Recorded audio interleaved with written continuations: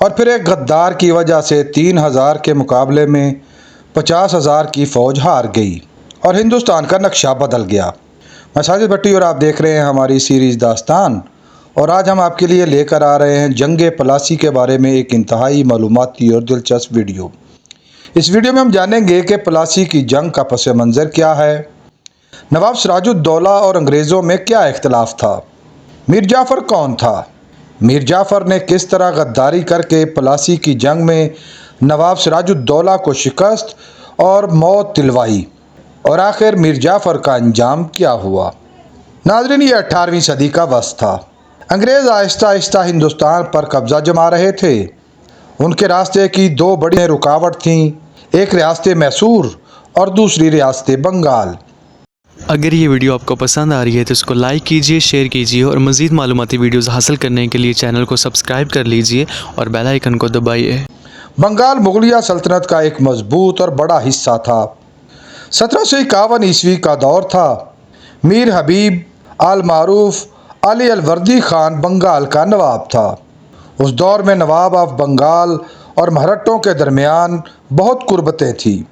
Anglo Mughal جنگ کے بعد انگریزوں نے اپنا قبضہ مزید مضبوط کرنے کے لیے ہندوستان میں 3 مقامات کو اپنا مضبوط عسکری مرکز بنایا: مدراس میں فورٹ سینٹ جارج، کلکتہ میں فورٹ ولیم اور مغربی ہندوستان میں بمبے کیسل۔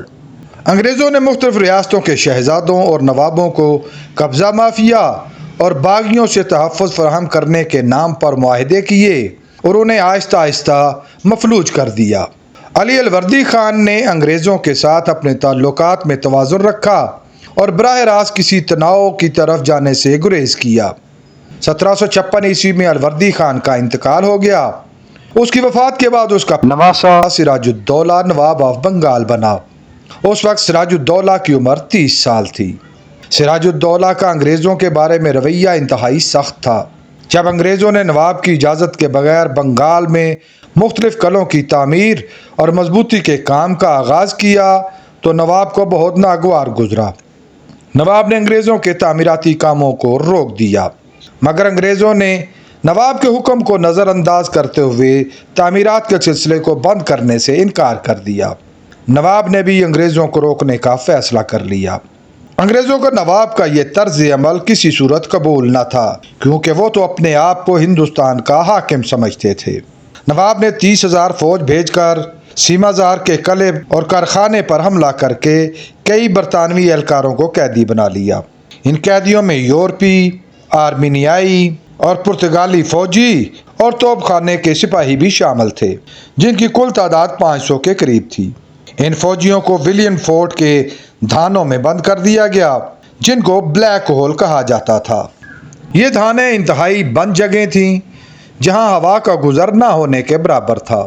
21 جون 1756 کو دھانے کے دروازے کو کھولا گیا تو ان میں قید 146 قیدیوں میں سے صرف 23 قیدی زندہ بچے تھے، باقی سارے دم گھٹنے کی وجہ سے مارے گئے۔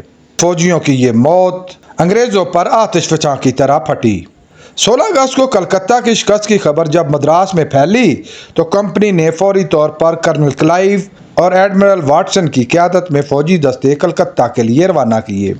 کلائیو 2500 کی تعداد میں فوجی دستوں کی، جبکہ واٹسن بحری دستوں کی قیادت کر رہا تھا۔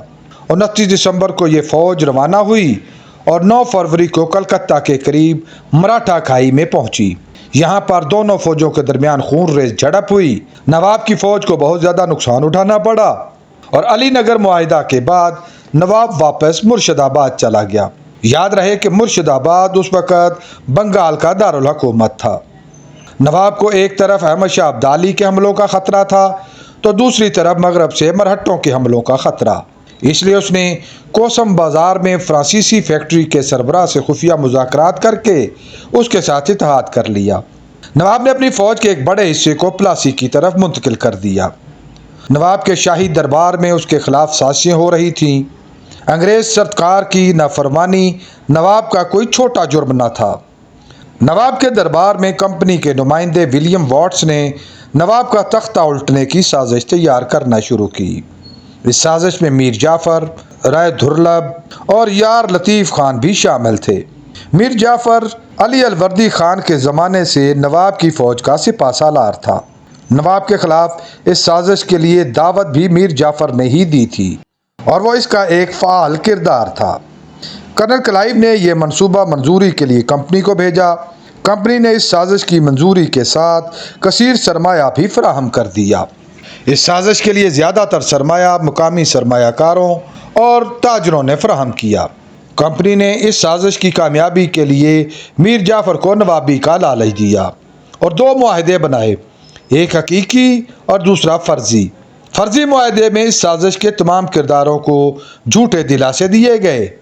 اب انگریز فوج کا ہدف ریاست بنگال کا دارالحکومت مرشد آباد تھا۔ 14 جون کو کلائیو نے نواب سراج الدولہ کو اعلان جنگ کا پیغام بھیجا۔ 15 جون کو نواب نے اپنی پوری فوج کو پلاسی کی طرف پیش قدمی کرنے کا حکم دیا، مگر میر جعفر کی غدارانہ حکمت عملی کی وجہ سے فوج نے اس وقت تک شہر چھوڑنے سے انکار کر دیا جب تک ان کو تنخواہوں کے بقایا جات ادا نہیں کیے جائیں گے۔ ہٹ دھرمی کی وجہ سے فوج تاخیر سے یعنی 21 جون کو پلاسی کے میدان میں پہنچی۔ پلاسی دراصل بنگالی زبان کا لفظ ہے جس کا مطلب ہے پھولوں والی جگہ۔ 23 جون کو انگریز فوج بھی پلاسی کے میدان میں موجود تھی۔ نواب کی فوج میں 30,000 پیادے، 20,000 گھڑ سوار اور 300 توپچی شامل تھے، جبکہ 55 توپیں بھی ان کے ساتھ تھیں۔ اس فوج میں فرانس کا توپ خانہ بھی شامل تھا، جبکہ کلائیو کی قیادت میں انگریز فوج کی کل تعداد 3,000 تھی، جس میں توپ خانہ بھی شامل تھا۔ بظاہر دونوں فوجوں کا کوئی عددی مقابلہ نہ تھا۔ انگریز فوج کا سارا دار و مدار نواب کی فوج کے غداروں پر تھا۔ نواب نے اپنی فوج کو 3 حصوں میں تقسیم کر کے ایک حصہ اپنے ساتھ رکھا۔ نواب کی فوج کے بڑے دستوں کی کمانڈ دیوان موہن لال اور میر مدر خان کر رہے تھے۔ فوج کے دائیں بازو کی قیادت رائے درلبھ، وسطی بازو کی قیادت یار لطیف خان کے پاس، جبکہ سب سے بڑے بائیں بازو کی قیادت میر جعفر کے پاس تھی۔ 23 جون 1757 کو صبح 8 بجے گولہ باری کا آغاز ہوا۔ نواب کے توپ خانے کی شدید گولہ باری کے بعد انگریز فوج کو پیچھے ہٹنا پڑا۔ 3 گھنٹے تک پوزیشن ایسے ہی برقرار رہی۔ پھر کلائیو نے رات کو حملہ کرنے کا منصوبہ بنایا۔ رات کو بارش ہو گئی۔ انگریز فوج نے گولہ بارود کی بارش سے حفاظت کا بندوبست کر رکھا تھا، مگر نوابی فوج نے گولہ بارود کی حفاظت کے لیے کسی قسم کا ٹینٹ یا ترپال کا بندوبست نہ کیا، جس کی وجہ سے اس کا بہت سا گولہ بارود بھیگ کر ناکارہ ہو گیا۔ بعض مورخین کا کہنا ہے کہ میر جعفر کے حواریوں نے جان بوجھ کر گولہ بارود کو گیلا کیا اور توپوں میں بھی پانی ڈال دیا تھا۔ جب بارش رکی تو انگریز فوج کی گولہ باری میں کمی آئی، تو میر مدن خان گھوڑ سوار دستے کے ساتھ آگے بڑھا اور انگریز فوج پر حملہ کر دیا، مگر انگریز فوج کی گولیوں کی زد میں آ کر شدید زخمی ہو گیا۔ میر مدن کے زخمی ہونے کے بعد نواب نے ایک مرتبہ پھر میر جعفر کو بلایا اور اس کو مضبوط دفاع کی درخواست کی۔ میر جعفر نے دل و جان سے دفاع کی حامی بھر لی، مگر یہ ایک فریب تھا۔ رائے درلبھ نے نواب کو مشورہ دیا کہ آپ مرکزی دستے کو لے کر واپس مرشد آباد تشریف لے جائیں اور میدان جنگ کی ذمہ داری سپہ سالاروں پر چھوڑ دیں۔ نواب فوج کے ایک بڑے حصے کو ساتھ لے کر مرشد آباد پلٹ گیا۔ 2 بجے نوابی توپوں کو بند کر دیا گیا۔ فرانسیسی توپ خانے کو بغیر کسی مدد کے چھوڑ دیا گیا۔ جیسے ہی انگریز فوج آگے بڑھی تو میر جعفر کی قیادت میں موجود بڑا بایاں فوجی دستہ پہلے پیچھے کی طرف اور پھر فوج سے الگ ہو گیا۔ وہ عملاً غداری کر چکے تھے۔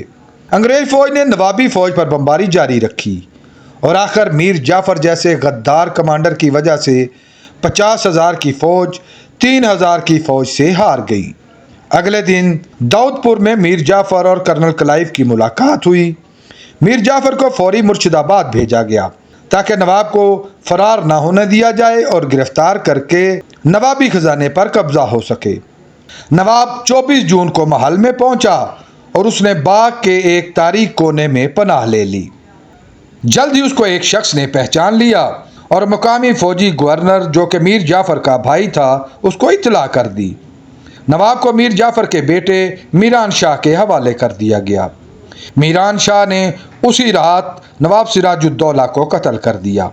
اگلے دن شہر میں نواب کی لاش کو گھمایا گیا اور علی وردی خان کے مقبرے کے ساتھ دفن کر دیا گیا۔ انگریزوں نے خطے کی تمام قیمتی اور حساس زمینوں پر قبضہ کر کے باقی علاقے پر میر جعفر کو برائے نام نوابی دے دی، مگر اصل اختیار انگریزوں کے پاس تھا۔ محض 1 سال بعد ہی میر جعفر کو سمجھ آ چکا تھا کہ انگریزوں کے ماتحت رہتے ہوئے اس کی کوئی حیثیت نہیں۔ اس نے ڈچوں کو انگریزوں کے خلاف پیش قدمی پر اکسانا شروع کر دیا۔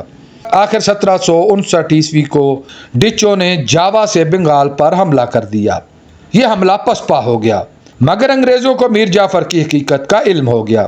میر جعفر کو معزول کر دیا گیا اور اس کی جگہ اس کے داماد میر قاسم کو نواب بنا دیا گیا۔ یہ بھی ایک علامتی نواب تھا۔ کچھ عرصہ بعد انگریزوں نے میر قاسم سے بھی جان چھڑائی اور میر جعفر کو واپس ایک مرتبہ پھر علامتی نواب بنا دیا۔ میر جعفر کو کوڑ کا مرض لاحق ہوا اور اسی موذی مرض کی وجہ سے وہ 5 فروری سن 1765 عیسوی کو عبرتناک حالت میں مر گیا۔ میر جعفر تو مر گیا، مگر تاریخ میں غدار ملت کے نام سے مشہور ہوا اور غداری کا عالمی استعارہ بن گیا۔ امید ہے آپ کو ہماری یہ کاوش پسند آئی ہوگی۔ بہت جلد ہم ایک نئی معلوماتی اور دلچسپ ویڈیو لے کر آپ کے سامنے حاضر ہوں گے۔ اگر آپ اس ویڈیو کے بارے میں اپنی کوئی رائے دینا چاہیں تو کمنٹ باکس کا استعمال کریں۔